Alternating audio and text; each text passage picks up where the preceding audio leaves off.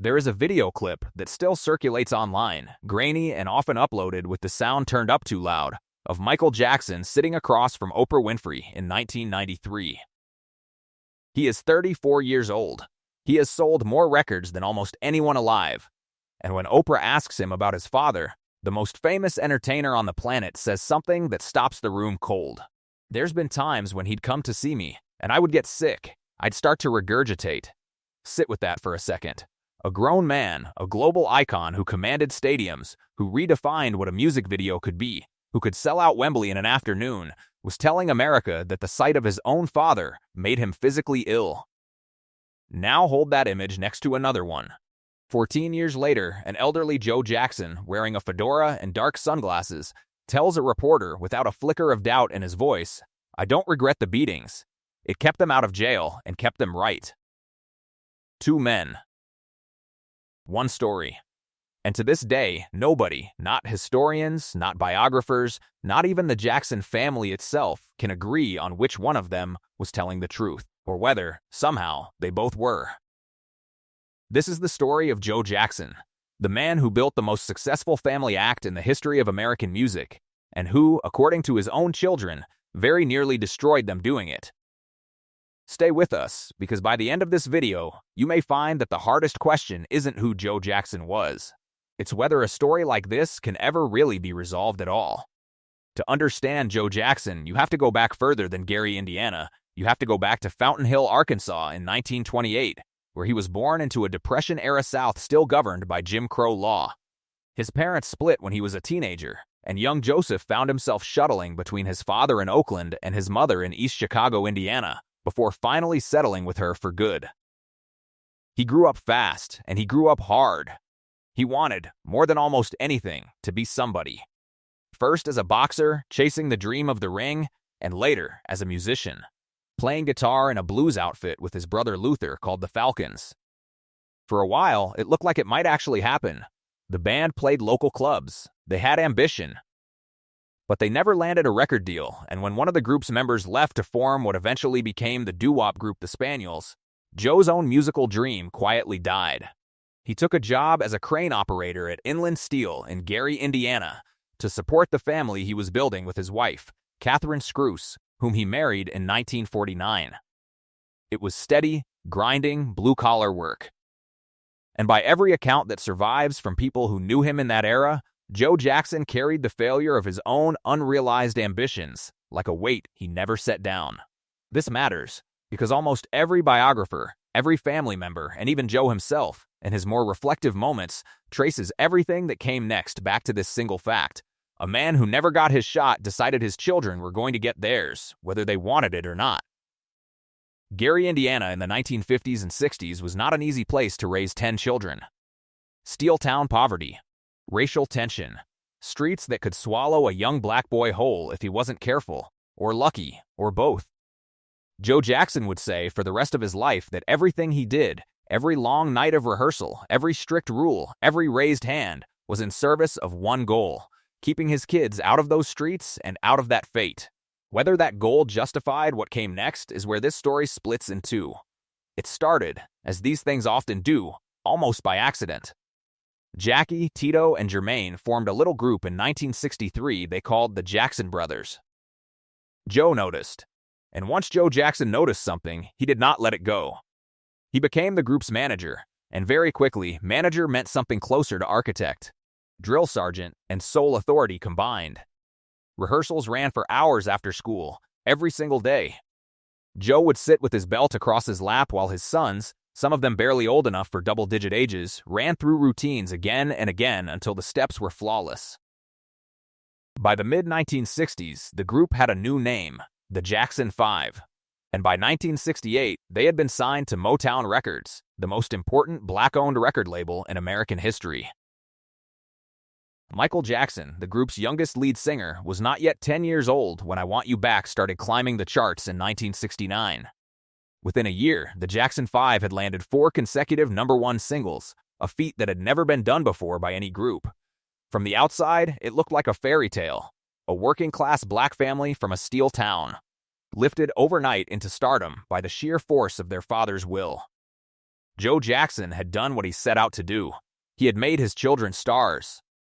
But the cameras that captured the Jackson 5's polish and precision on stage rarely showed what it took to produce that precision behind closed doors. And it's what happened in that living room in Gary, long before any stage lights ever hit them.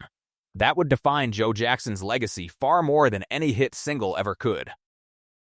Here is where the story becomes genuinely difficult to sit with, and where we have to be careful to let the people who lived it speak for themselves, because their accounts don't fully agree, and that disagreement is the whole point of this video. Michael Jackson, across decades of interviews, described a childhood shaped by fear. He said his father would practice discipline with a belt in his hand, and if a step wasn't executed exactly right, he would tear you up. In his 1988 autobiography, Moonwalk, Michael wrote plainly, "If you messed up, you got hit." He described being whipped not just with belts, but with switches, and, according to some of his later interviews, electrical cords.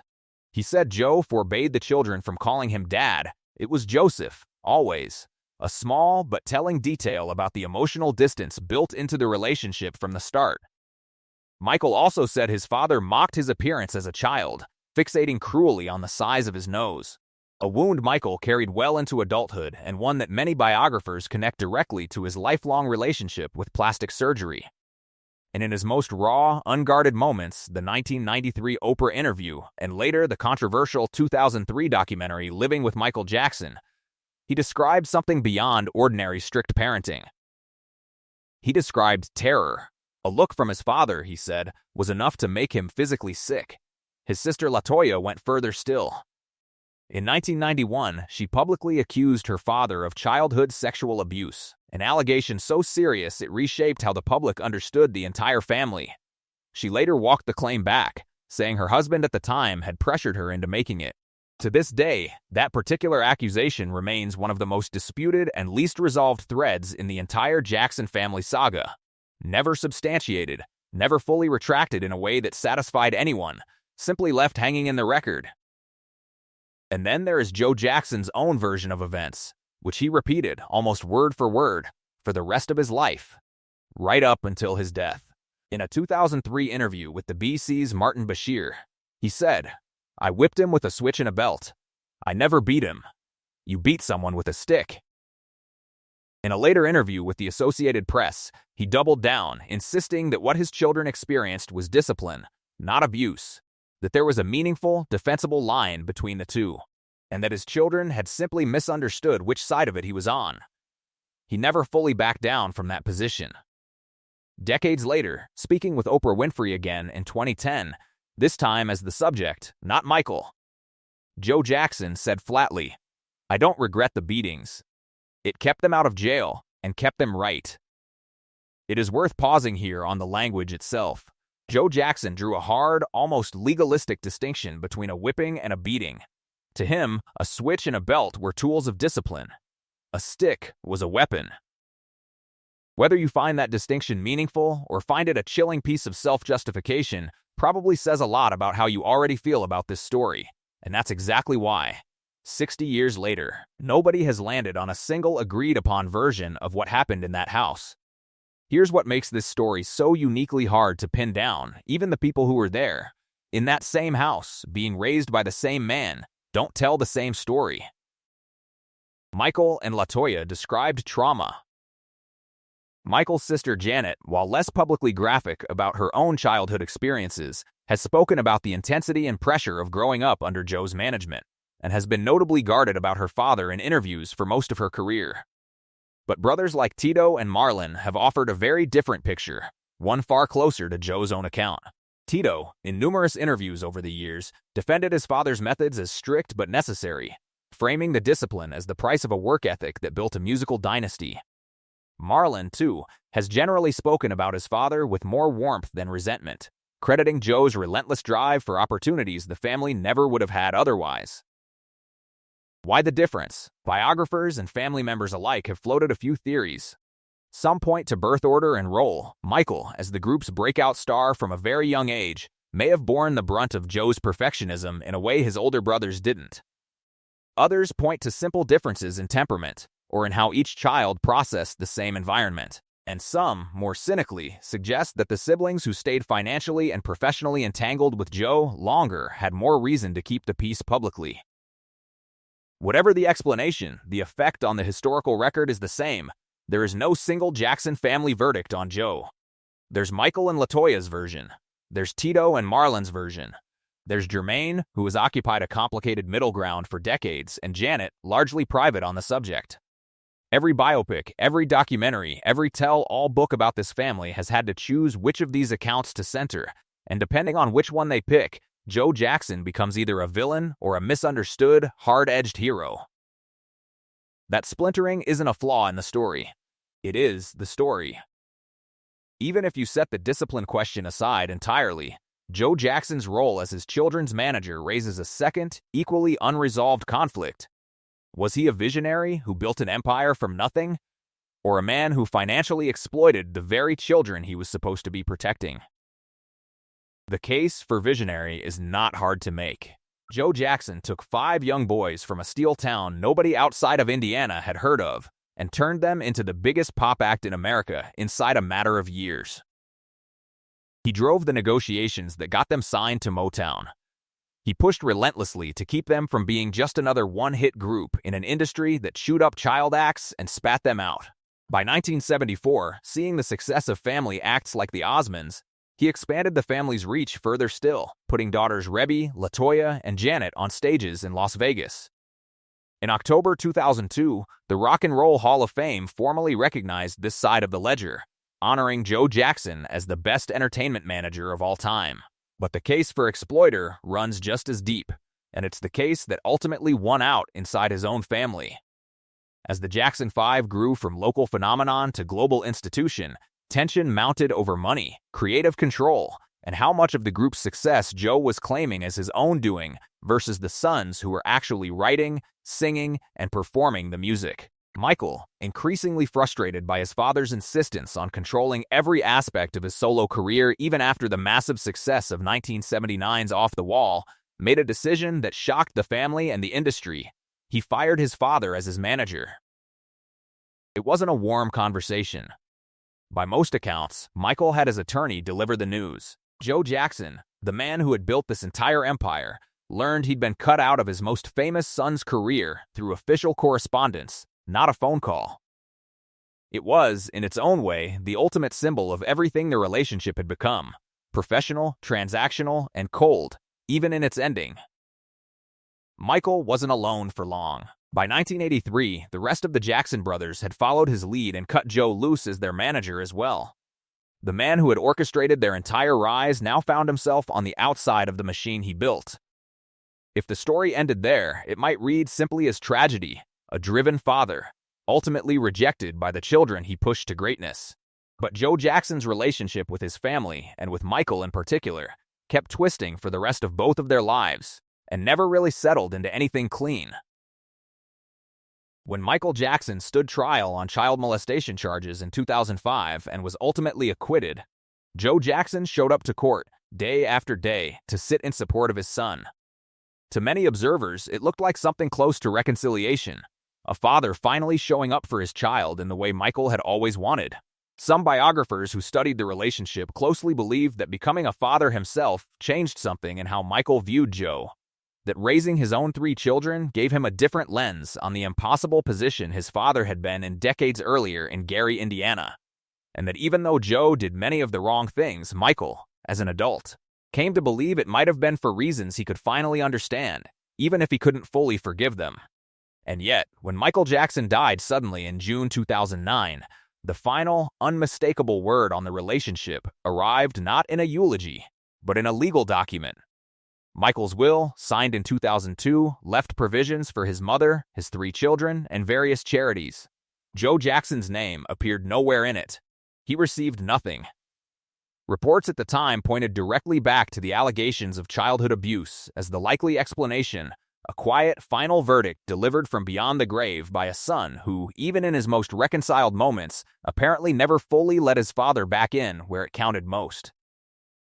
Joe didn't take the exclusion quietly. He publicly objected to being left out, and in the chaotic months after Michael's death, his behavior did little to soften his public image. Even as the family grieved, Joe used a press conference about his son's death to promote a new record label he was launching.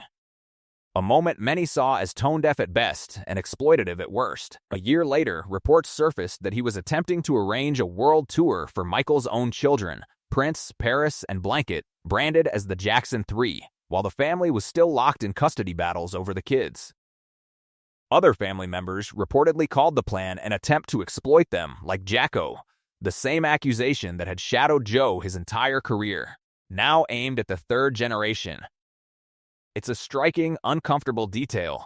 Even after losing his most famous son, even after being written out of his will over allegations of abuse, Joe Jackson's instinct, according to multiple reports, was to look at his grandchildren and see another act to manage.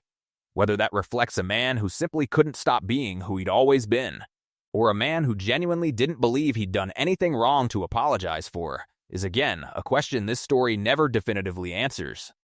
Joe Jackson spent his final years dealing with declining health, a stroke in 2012, another in 2015, a car accident in 2017, before he was diagnosed with terminal pancreatic cancer.